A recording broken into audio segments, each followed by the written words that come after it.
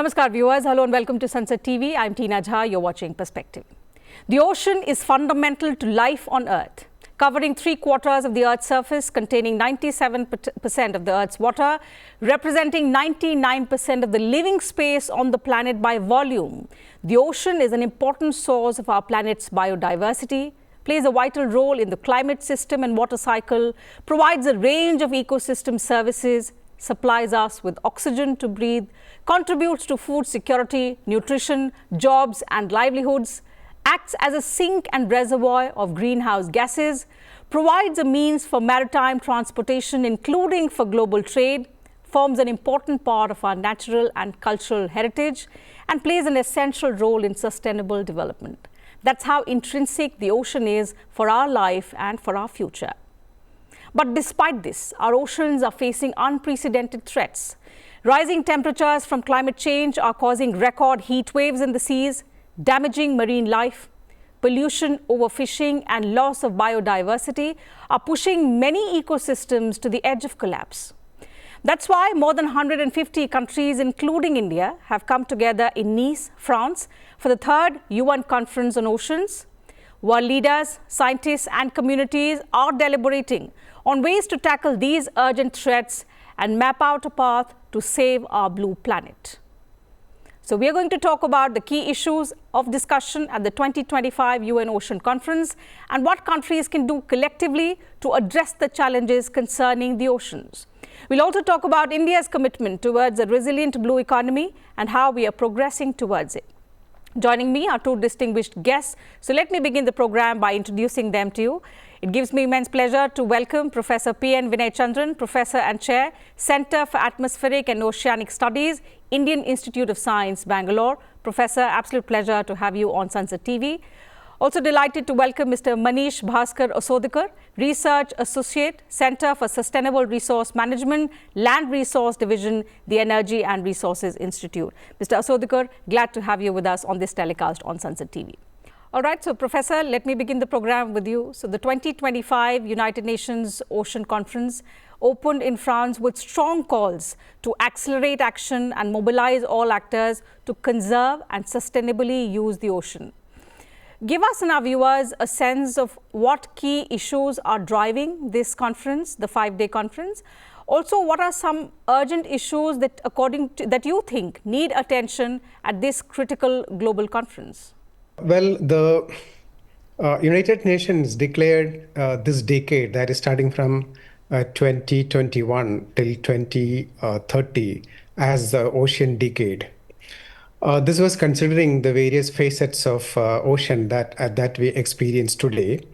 A lot of factors that is affecting the ocean has caused worries among the community of ocean scientists.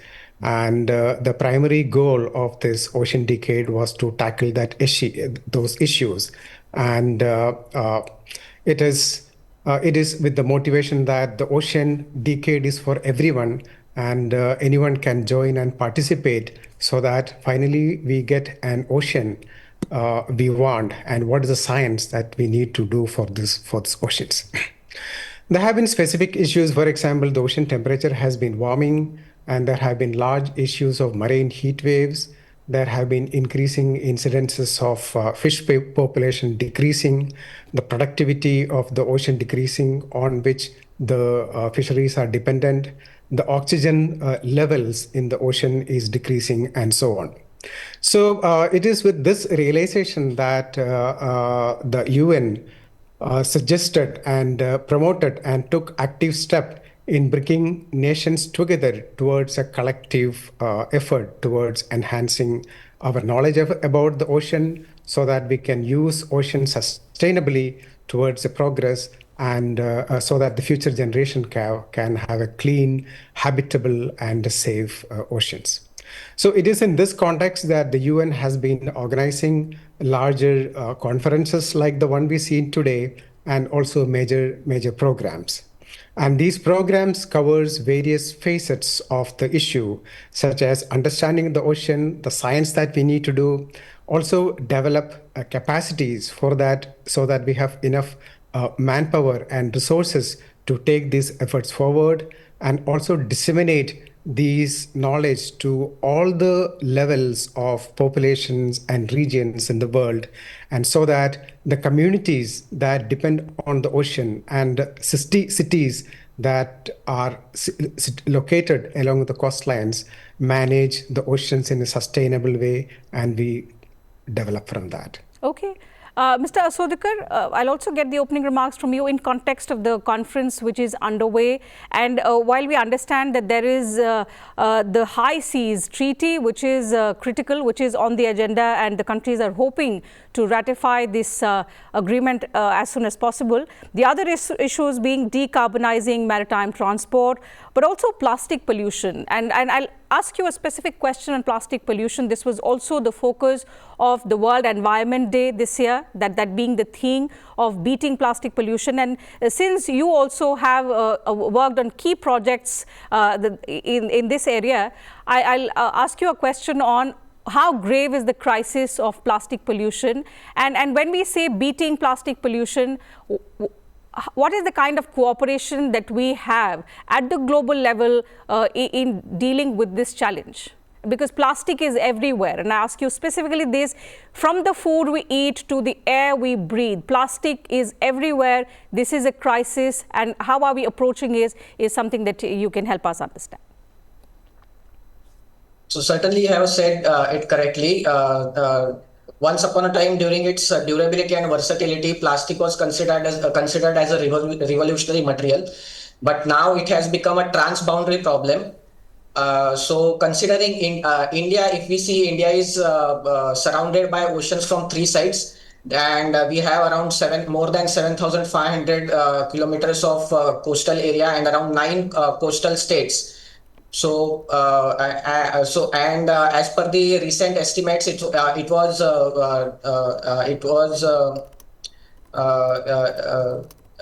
recent study estimate that India, with the annual generation of about 9.3 million tons of plastic generation, India was ranked top in the list of countries which are labeled as a top plastic polluters in the world. Considering Maharashtra, if we consider about 33% of the plastic waste which is generated from Maharashtra, it generates from Mumbai only. So consider the extent of the problem. It is highly imperative that the government of India, not only the government of India, but the entire world should take stricter actions against plastic pollution, and more concrete steps needs to be done towards plastic waste management. So here one of the thing is to close the tap, as we say in the closing the tap. So closing the tap, it means we are referring to the plastic leakage which has been done either from land or coastal areas. So as we see, there is a high amount of plastic leakage happening from the human-dominated landscape, which is ultimately goes into the sea and oceans through rivers and nalas. So we need to tap these areas first, and we have to implement some concrete measures so that to avoid plastic leakage into the ocean, and take concrete measures for for plastic management as well. So what concrete steps is, to discuss this, we are seeing that global leaders and all stakeholders have converged in France, Professor, to sit together, try and work out on solutions. The crisis is alarming. In fact, I was looking at the numbers, and it's something that the world needs to worry about. Global plastic waste generation grew more than 7-fold in just the last 4 decades to 360 million metric tons per year. So when we see leaders of more than 150 countries converging together and meeting for this conference, whose theme is accelerating action and mobilizing all actors to conserve and sustainably use the ocean, what, according to you, is the need of the hour? What is the solution that is required to tackle this kind of a challenge? Yeah, that's a very important issue, because the plastic problem is huge, and every piece of plastic that we use, irrespective of whether we are in a coastal city or up in the mountains, it somehow ultimately finds its way into the ocean.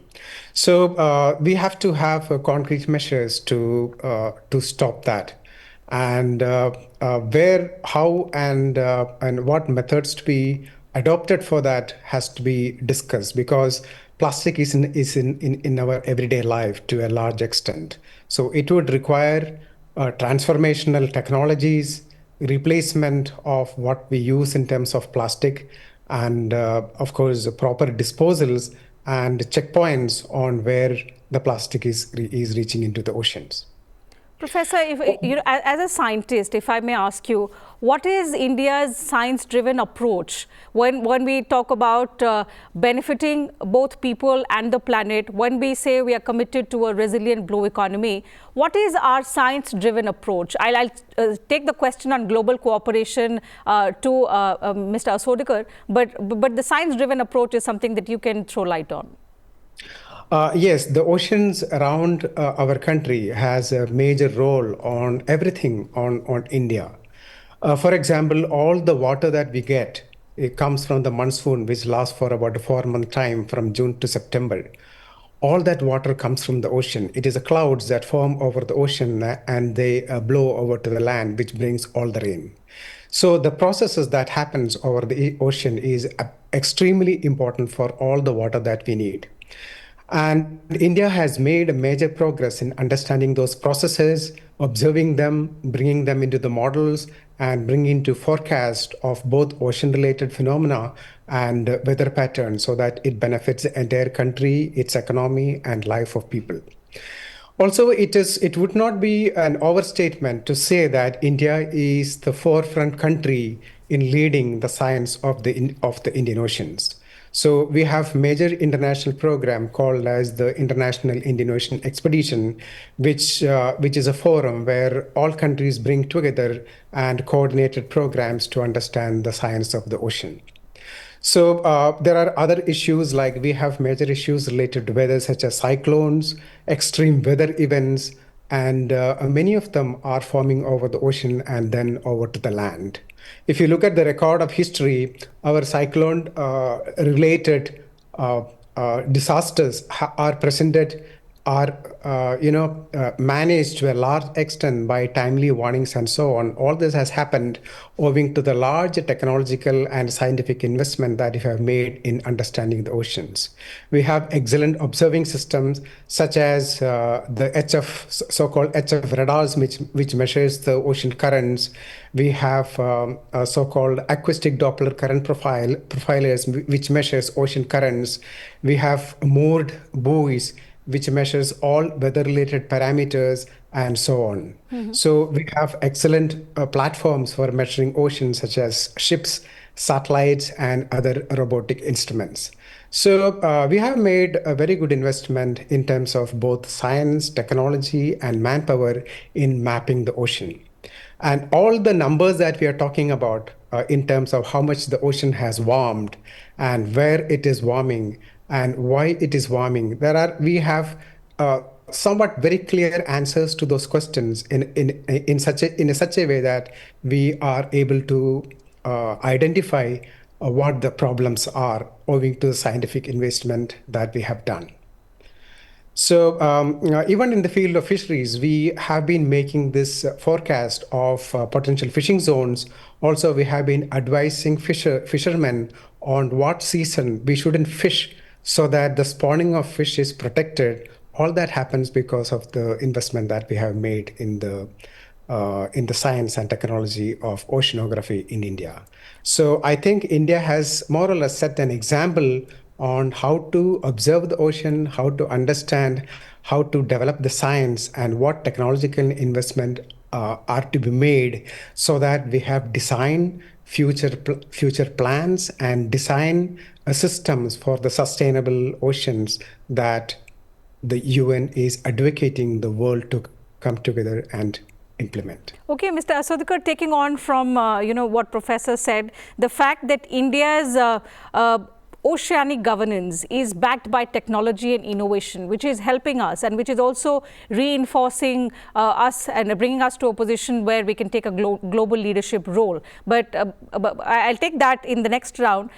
Are there any achievements, initiatives that you can think of or you want to talk about which perhaps highlight the inclusive decision making in terms of using our oceans sustainably and towards oceanic governance, but also any kind of efforts that you think have been undertaken to empower the researchers, the policymakers, and the communities per se, who are all stakeholders?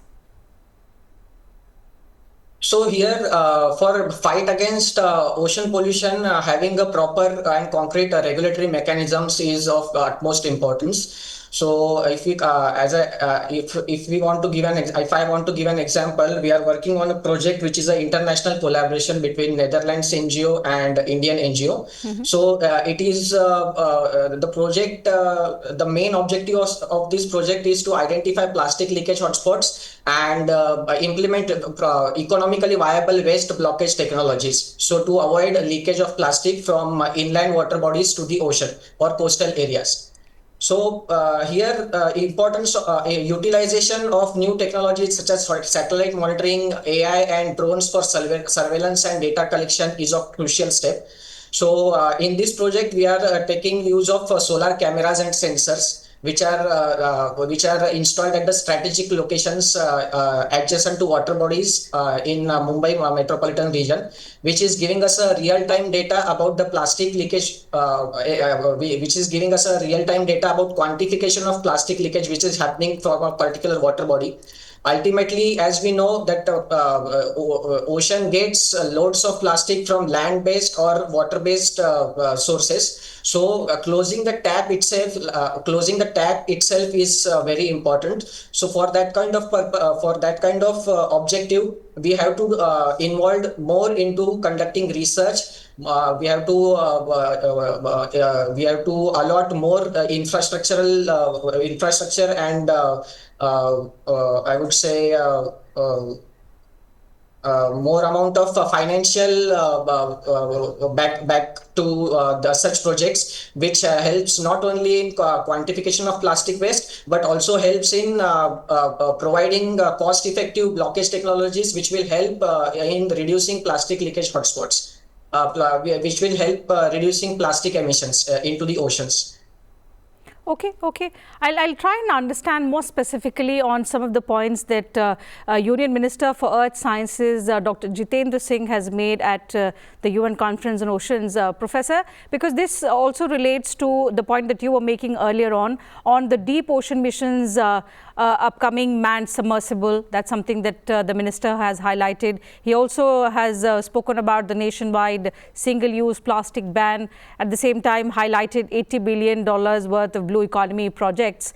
Are you aware of the Sahav Digital Ocean Data Portal that has also been spoken about, and which India expects will put us in a leadership position, at least in global maritime governance? As I mentioned before, India has made major stride towards major technological missions in the ocean, and one of them, and the ongoing mission, is the Deep Ocean Mission. The main goal of Deep Ocean Mission is to send a manned submersible into the deeper ocean. But it also has many other components where we would like to understand more about the ocean. So you know that one facet about the ocean is that it is very large, it is very huge. And anything that you have to measure in the ocean takes a lot of effort, a lot of resources to do them. So at every opportunity, we try to make use of what data we can collect, because it is the data that is required for arriving at any decisions, either scientific or policy making, that is required. So all the programs, India has been doing such programs for a long time. Since the mid-90s, we started having nationwide programs to understand and measure the oceans. So one such program was conducted in 1999 called Bay of Bengal monsoon experiment, which was when I started first, and then we had such experiments in both Arabian Sea and Bay of Bengal to understand the different facets of these oceans. A lot of data has been collected, and such data is available in the data center. Like in Hyderabad, we have a center called Indian National Center for Ocean Information Services, and they run an excellent data portal where it is possible to acquire any of this data for the users who need that. Yet we need to do more because, as I mentioned, the ocean is large, and every time we do an experiment and do a study, we learn a little more and also realize how much more we need to learn. For example, if you look at the two sides of India, on the one side we have the Bay of Bengal, and on the other side we have Arabian Sea. For a common man, it may both look like the two parts of the same ocean, but if you look at their characteristics in terms of their science, they are entirely different. So the simple fact that a huge quantity of fresh water from huge rivers like Ganga and Brahmaputra runs into the Bay of Bengal, and on the other hand, the Arabian Sea is dry, where the evaporation is very high and there is very less rain there. So these two systems create very different physical, biological, and chemical environments, so that we need entirely different views to study and understand the system. This is just an example on how much care and how much investment and how much time is required to understand how the science of these oceans is different. So this is one of the points that is also UN is coming. The oceans are vast, and it requires countries, institutions, and people to come together so that we can make investments together and understand the Asian Ocean together. Certainly. So, while it's important to invest in innovation, I like the point that you made, and which perhaps is also the backbone of the discussions which are taking place, where Dr. Jitendra Singh is representing India, that the ocean is our shared responsibility. Mr. Asodkar, the fact that while we have ramped up efforts to pump in money where it's required, as far as protecting our oceans and conserving our oceans is concerned, we have several initiatives. We have our governance backed by technology, something that we've already spoken about. But when we talk about a shared responsibility, it's important to engage with every stakeholder. So while we are doing it at different levels of governments, how are we reaching out to other stakeholders, for example, the private sector? Most importantly, the civil society and also the indigenous communities, because ultimately they all have to come together to ensure a sustainable ocean future. So through implementation of some of the projects, we came to know that behavioral change is important, very much important. So here it is very important that government should implement ocean-based or plastic pollution related studies right at the it should government should include plastic pollution related studies in education, as well as far as corporate sector is concerned, we can engage corporate sector through their CSR funds, and they could provide their CSR funds for the betterment of ocean and for the conservation of ocean to fight against plastic pollution. And the grassroots stakeholders plays an important role in plastic waste management, or so to say ocean acidification, ocean conservation. Here we need to involve more and more grassroots stakeholders, such as fishermen community or boating community, because they are the part of this, because their livelihood depends on ocean, and then that's why it is very much important to include all kind of stakeholders for this cause. Okay, I'll take one last question from Professor, and because we've discussed so much about India's initiatives, how our deep ocean missions, Samudriyaan project is also something that is being described by the government as a major leap in India's scientific capability. what's important to understand is that whatever is being done, the thrust that we are seeing is our efforts are aimed at reversing ocean degradation through a combination of science, innovation, inclusive partnerships at various levels, at the same time making people and communities aware about what we can do at specific levels. But futuristically, Professor, if I ask you the road ahead, because it's important for India not just as a coastal nation, but also as now the fourth largest economy, a country which is being seen as a proactive player in shaping global policies. So we are not anymore the country that will wait for the others to take the lead, formulate a policy, and we will just implement it. We are today the country that will proactively shape global policy. We'll wait for the others to implement the policy that perhaps we have shaped. So to bring us to a situation where we can talk about the road ahead and which can help us achieve all of this desired vision. Yeah, that's a very, very important point, because what you have just highlighted is the role that India would play as a leader. It is very important. So as far as the science is concerned and what we can do, India has already demonstrated that India is a leader in this front. But there is more to do. There is much more way we have to go to match the levels of expectation, the levels of effort required to map the oceans, to document what is going on, and so that we can come up with solutions on to remedies this situations. So as far as plastic is concerned, the issue is not with oceans, it's with land. So it may be dealt with a different dimension, as my colleague has just mentioned. But the effort to measure the oceans, to study them, that is where we need to focus. So we need to ask, how many people are we training in this country on ocean sciences on a yearly basis? Okay. So that is one key point. So we need people to carry out the studies. I can say that oceanography as such is a kind of relatively a subject which is not very common. It is not taught as an undergraduate course in any of the universities.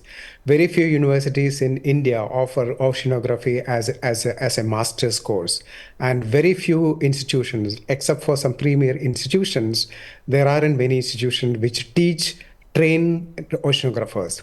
So how many people we need to handle this large issue is a major question. I think we need to go very far in tackling that single issue. And the problem is big, so we need more people to do that, and more manpower to be trained in different phases of the subject is one thing we need to pay attention to at a very short interval. Absolutely. So with that very remarkable and valuable suggestion, we'll wrap up the conversation. Thank you once again to both our guests for joining us on the program, sharing your insights with us and our viewers. And to you viewers, thank you very much for your time as well.